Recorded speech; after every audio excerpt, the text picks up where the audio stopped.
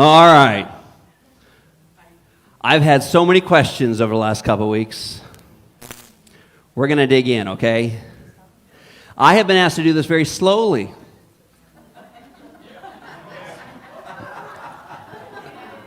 I will do my best. If we don't finish today, we will pick up where we left off next week. This is too important. Our world is in chaos. And as Christians, we're looking at the Bible and we're looking at the world and we're saying to ourselves, what's happening? Could this be it? How does this all play out? If you watch the news, you're going to hear terminology that you're thinking to yourself, I think I know what that means, but do you really? So we're going to look at this scenario in a couple different ways. We're going to look at the promises, because God makes a lot of promises. We're going to look at the history, and I might take the history and the people and separate them. I'm not quite certain yet. I've already got, I think, 3.5 pages of notes, single space for next week. We might split them up. Then we're going to look at the prophecy. On May 14, 1948, the Jewish People's Council met in Tel Aviv to declare Israel a state. How many of you remember that? I knew some of y'all would be around going, whoa, yeah, I remember that. There has been great unrest in the Middle East ever since. In fact, the day after they make that declaration, what happened? They all attacked him. The unrest exists under many different claims. And we're starting to see those in the news right now. We have people protesting in the streets, making claims that are 100% false, but they're too naive or uneducated to know the difference. They were just told something by a professor or somebody who hated Israel somehow, and now they're jumping up and down with picket signs. Opponents reject the rightful existence of Israel. That's what it boils down to. And they like to see it destroyed, removed. Our goal is not to get stuck in the weeds of end times prophecy as a study. I know some of you love that, but the fact is I have 5 systematic theology books in my office by amazing scholars. What all that means is this. Each book is about this thick. And the font is like 10, okay? 2 out of 5 agree. So we all want to run around and act like we know what's going to happen? No, we shouldn't. There are things that we know of in times that are absolutely fact. They all agree on those things, but there are certain things, nuances that are slightly different. So our goal is not to get hung up in the weeds of end times prophecy, but instead to build an understanding of the significance of Israel and God's promises in the Bible, to develop an unbiased understanding of the history of the nation of Israel and its region, to understand the people and develop a basic understanding of end times prophecy as it relates to Israel. Lastly, we will put it all together and discuss what it means to us here in Boulder City, in Henderson, in Las Vegas, and the world beyond. You starting to hear the professor side of me coming out? That would have been an introduction statement, you know. Now, I'm going to be completely upfront with everybody here. I am not an end-time scholar. Nor do I spend exorbitant amount of time studying this issue.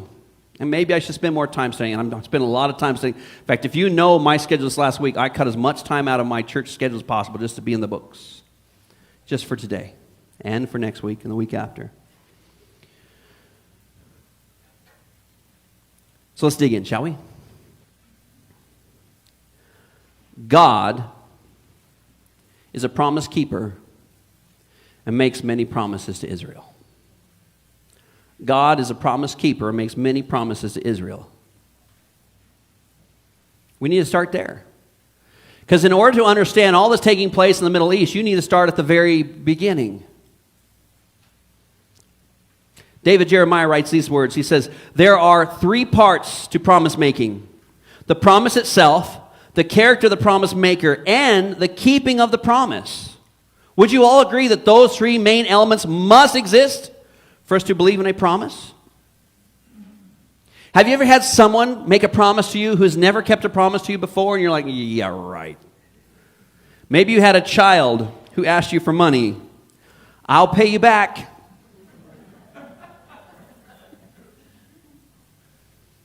Maybe that car dealer says, yeah, we'll take care of that. Who are you again? See, when the character of the one making the promise is good and true, there's comfort, there's confidence in that promise. Why? Because I trust that person's character. You got to have character. As human beings, your character is based on how you live your life, how you engage. Your character.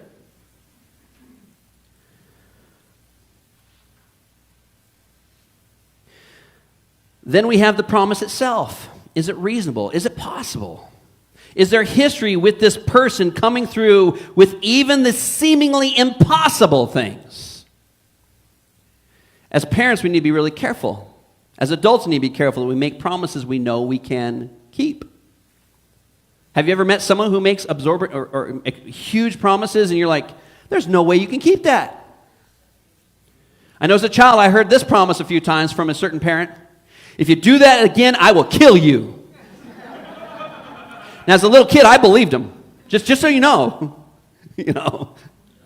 I will bury you in the backyard, take you out the horse pasture. I don't know. So we got to make sure that the promise itself is reasonable and possible based on the person making the promise.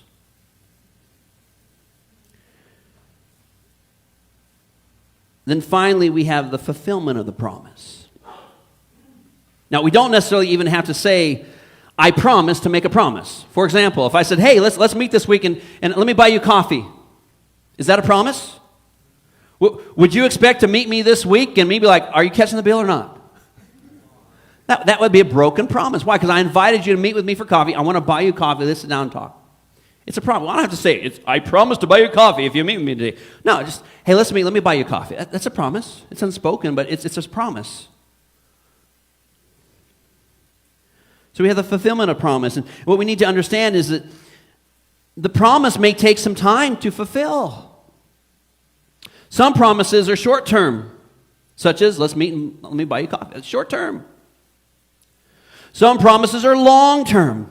I will never treat you this way. Or, when you graduate from high school, I will buy you a car. You might be saying that to a sixth grader, You better start saving because they're going to hold you to that. You see, we can make short-term promises. We can make long-term promises. When God makes promises, they are long-term.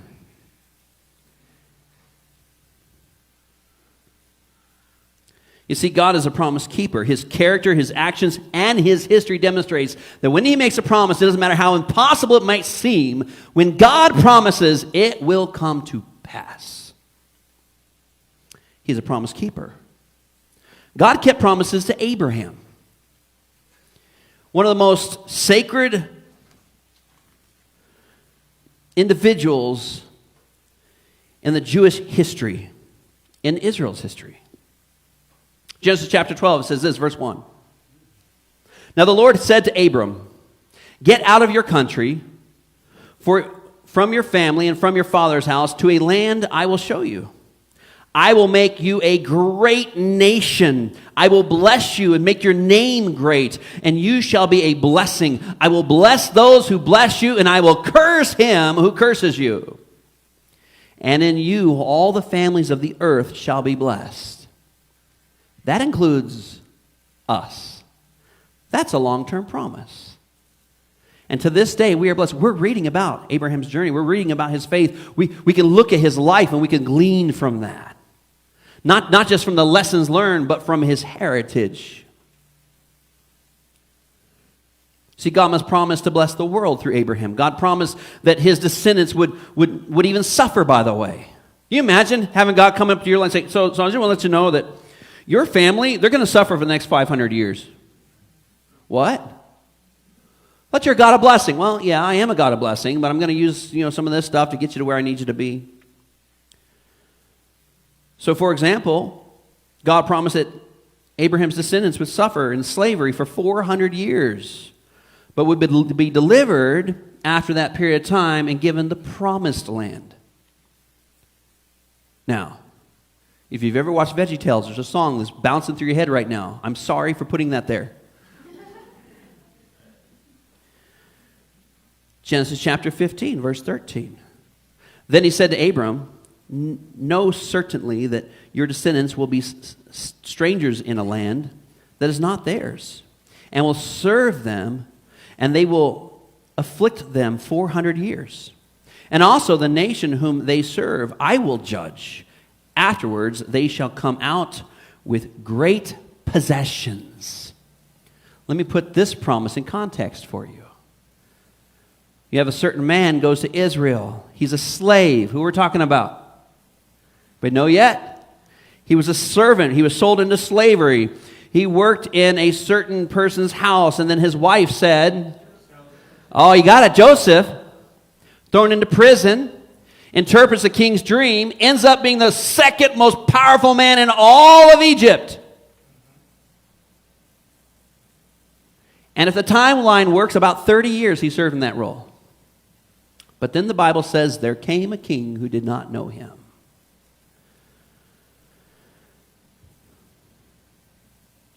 So what happened in Egypt? Exodus chapter 1, verse 8. Now there arose a new king over Egypt who did not know Joseph, and he said to his people, Look, the people of the children of Israel are more than mightier than we.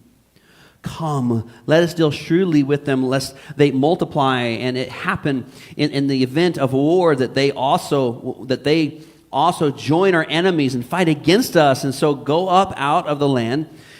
Therefore they set taskmasters over them to afflict them with their burdens. And they built for Pharaoh supply cities. Here's the amazing thing about God's promise. God makes all kinds of promises. But at this point, Abraham and Sarah didn't even have a child. Hey, I'm going to make your family great, make your heritage great. You're going to bless all families, all nations. Oh, by the way, all of your kids are going to basically go into slavery for 400 years. But the amazing thing about the story is the Bible tells us that when the children of Israel left Egypt, when the great Exodus took place, the Egyptians sent with them all kinds of treasures, all kinds of things, and the nation of Israel was massive. It was a time where God used them to strengthen their faith, and prepare them for what lie ahead. And I'm going to say this, I want you to remember this thought process, because when we get to the history next week, it's going to be important. When Israel left Egypt, it wasn't just the Jewish people. There were non-Jews who went with them. Why? Because they were believers of Yahweh.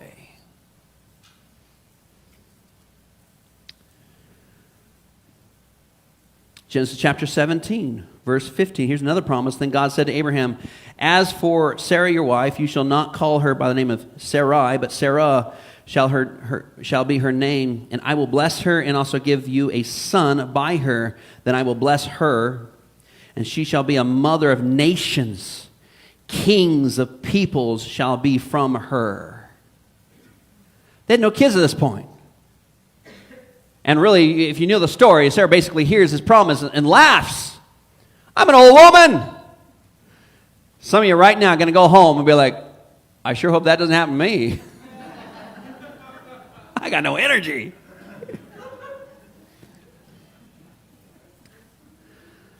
God is a promise keeper. He made promise after promise. It made no sense. It was seemingly impossible to Abraham. He made promises that Abraham couldn't even possibly comprehend. But yet he kept every one of them to Abraham. God committed to Israel, God's chosen people, a promised land. And he promised them that promised land, that it would be theirs forever. That's a very important point. The promised land would belong to the children of Israel forever. And as we look at the history of Israel next week, we will learn that there are points in history's life where Israel is, they're allowing for sin into their lives and their families and all this other stuff, so God will judge them and let them be scattered abroad, but then eventually brings them back. Why? Because God used that kind of judgment to help get through to them. Listen, I am your God. I will allow no other gods in your life. You will serve me. One end-time prophecy that we know to be absolute fact is that after God delivers Israel, God gives them a new heart, and all of Israel will follow after God. All the Jews. It's a promise we know to be true. We can understand. All the scholars agree. God committed to Israel a promised land forever. Genesis chapter 15, verse 18. On the same day, the Lord made a covenant with Abraham, saying, to your descendants, I will give this land from the river Egypt to the river, from the river of Egypt to the great river, the river Euphrates. The Kenites and the Kezites and the Cadmonites, the Hittites and the Perizzites and the Rephaim, the Amorites and the Canaanites and the Girgashites and the Jebusites and every other ite that was there. He says, hey, that's who's living there right now. We're going to kick them all out. I'm going to give you the promised land. All right, here it is. We're going to the promised land. I'm going to give you a promised land, and that land will be yours. This is my promise to you, Abraham. God promised Abraham that the descendants would be given this land forever. We will see that in just a moment. This is a geographical portion of the Abrahamic covenant. God made a covenant with Abraham. And what's amazing about this covenant made by God with Abraham is this. Normally in a covenant situation, all the parties involved would participate in the covenant, and it basically was like a contract saying, if you do this, then I will do this. No, in this case, God makes the promise to Abraham, and God himself, no one else, seals the covenant, meaning this. It doesn't matter what you do, Abraham. Doesn't matter what the people do. Doesn't matter what Israel does. Understand this. I have made this promise to Israel, and I will keep it because I am a covenant maker and a covenant keeper. He's a promise keeper.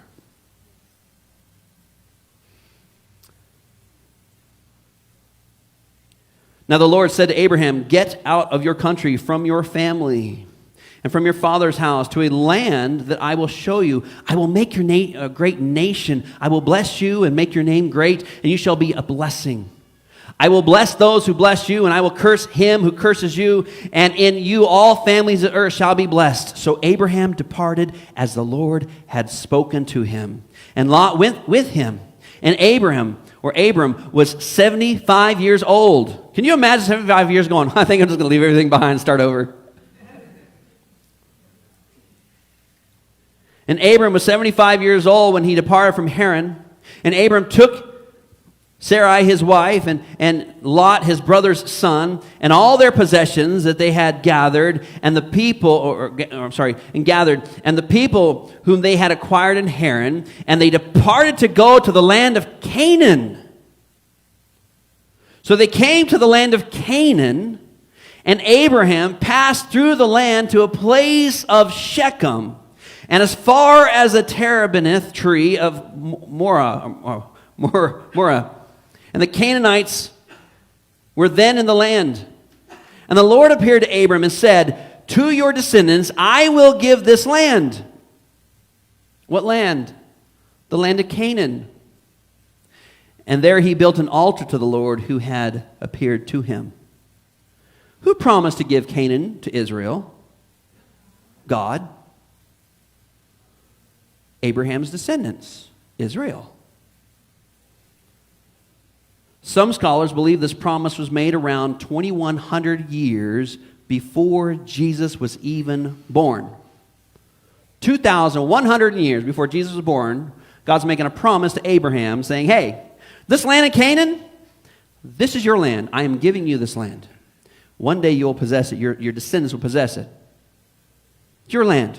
This will be yours. This is my promise to you. What gives God the right to give away land already inhabited by the Canaanites? He made it. It's his. It's all his.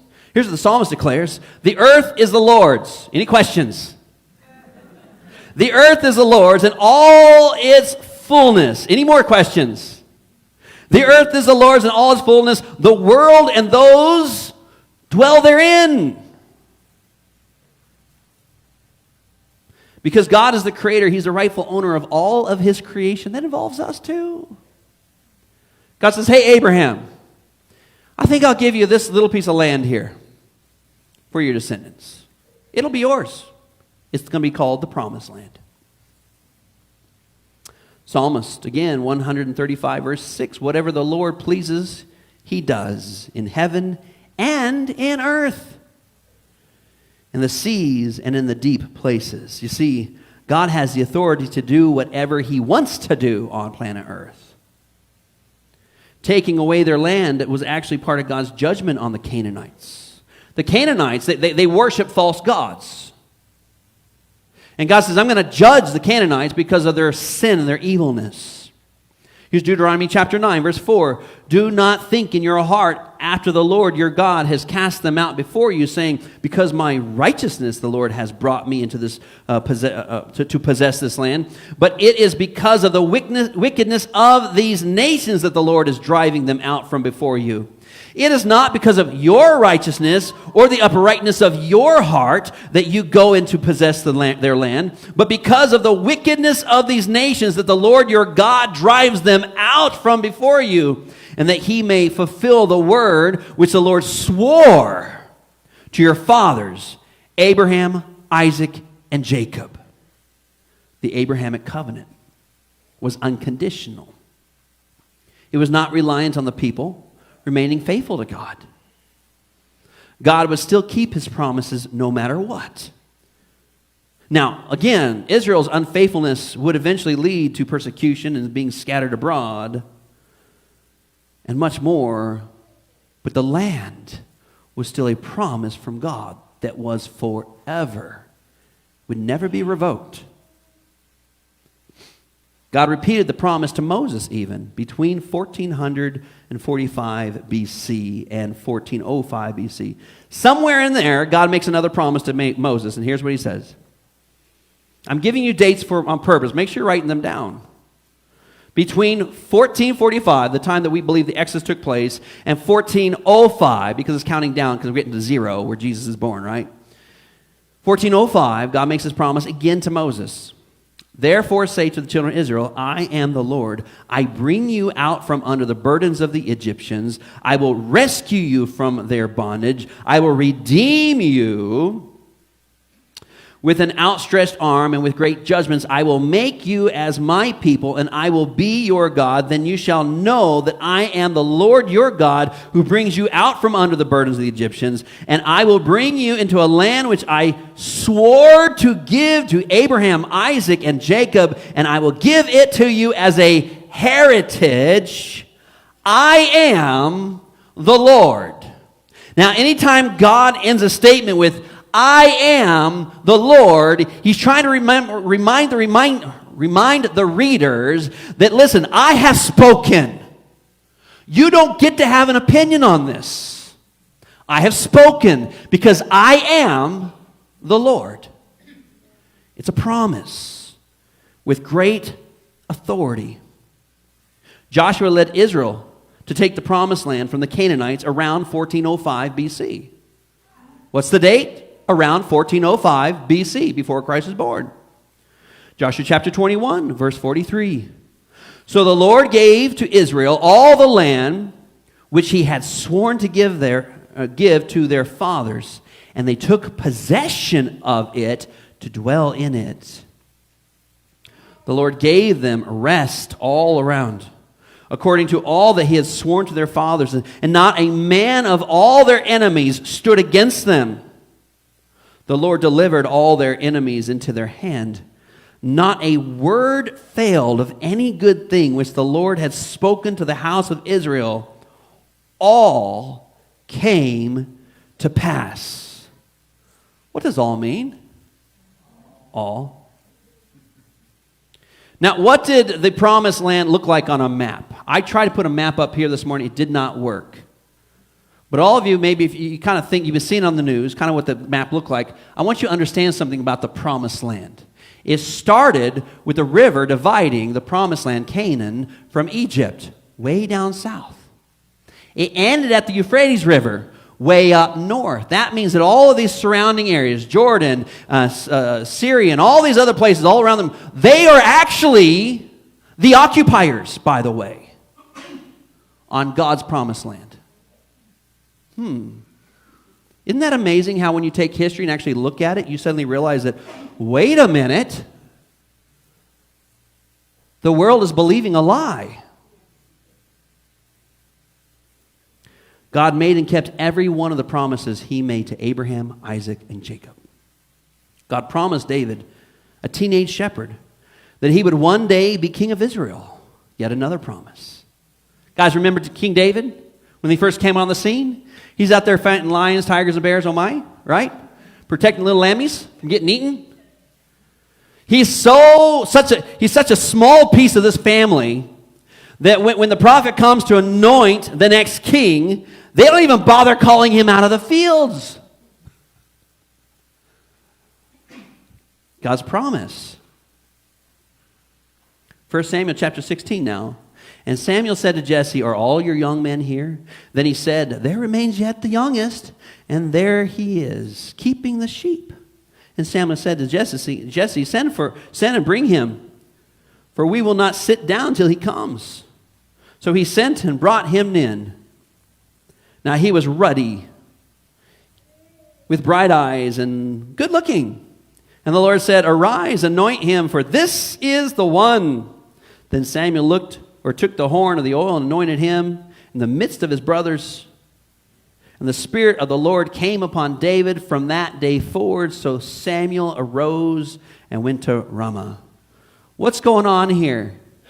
Samuel's anointing a kid to be king one day. He didn't come from a royal family. How on earth can he be king? We have a king. And hey, by the way, he's got kids. It's not how it works in culture. God says, no. I don't care. I'm going to make him king. He's going to be king. Now here's a promise that God made to David, a descendant of Abraham, by the way, that his descendants would sit on the throne of Israel forever. Wait a minute. If God promised that a descendant of Abraham, King David, would rule over, or that his family or lineage would rule over and sit in David's throne forever, how long is God's promise of the promised land going to last? Forever. Doesn't matter who's there, it's still God's promise to the people. 2 Samuel chapter 7, verse 12. When your days are fulfilled and you rest with your fathers, I will set your seed after you, and who will come from your body, and I will establish his kingdom. He shall build a house for my name, and I will establish the throne of his kingdom forever. This word forever actually means forever when God promises forever. Where was the throne of David? Jerusalem. That means that David's throne will last forever. That means that his lineage would forever sit on this throne. How long is the kingdom of Israel going to last? Forever. Do they have to be present for it to exist? It was promised them while Canaanites were there, long before they ever took it. Acts chapter 2, verse 29. Men and brethren, let me speak freely to you freely to you of the patriarch David, that he is both dead and buried, and his tomb is with us to this day. Therefore, being a prophet and knowing that God had sworn with an oath. Do you think an oath is a little more heavy than a promise? God swore with an oath to him that of the fruit of his body, according to the flesh, he would raise up the Christ, speaking of the Messiah, the Christ, to sit on his throne. he, foreseeing this, spoke concerning the resurrection of the Christ, that his soul was not left in Hades, nor did his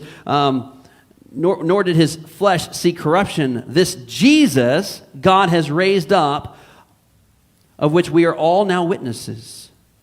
Therefore, being exalted to the right hand of God, and having received from the Father the promise of the Holy Spirit, he poured out this which you now see and hear. For David did not ascend into heaven, but he himself, the Lord, said to my Lord, sit at my right hand till I make your enemies your footstool.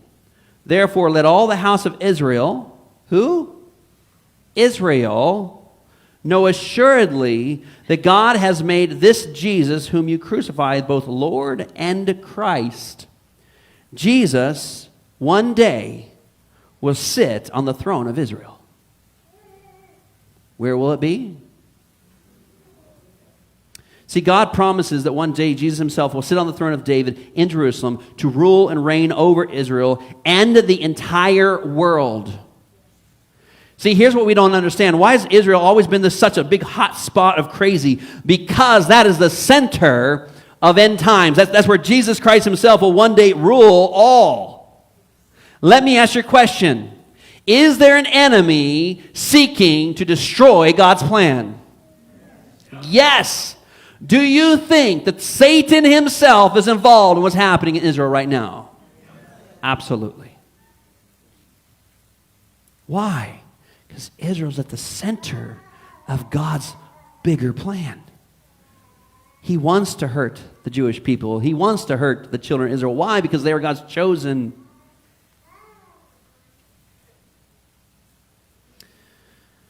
God promised the land of Canaan to Israel. God gave the land to Israel. God insisted that the land would always rightfully belong to Israel. Now, anyone who says Israel is an occupier of the Palestinian territory, they do not know their history. If they knew ancient history, many who desire the destruction of Israel are actually the ones occupying Israel and Israel's promised land. And all Israel asks in return for their occupation is for them to live in peace with them. We're going to see, I think it's 5 different times Israel offers land in exchange for peace, and the response is war. Israel has all this land that God's promising. Listen, we'll give you this piece for peace. We'll give you this land for peace. Over and over and over again. The promised land belongs to God's people. One day God himself will sit on David's throne in Jerusalem and destroy any who oppose Israel. Anyone. So what do we do now? Genesis chapter 12, verse 1.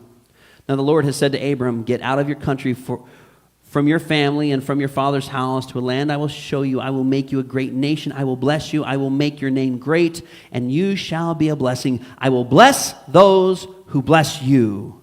I will curse him who curses you. And in you all the families of the earth shall be blessed. We need to stand with Israel. Because God's made a promise. I will bless those who bless you. I will curse those who curse you. Here's what the Bible says for us. Psalms chapter 122, verse 6. Pray for the peace of Jerusalem. May they prosper who love you. Oh, more blessings. Peace be within your walls, prosperity within your palaces. For the sake of my brethren and the companions, I now say, peace be with you. Because of the house of the Lord our God, I will seek your good. Scriptures teach us to pray for Israel. Pray for the peace and blessing of Israel.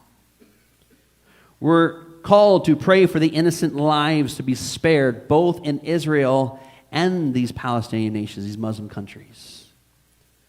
There are a lot of innocent people stuck in the middle of this.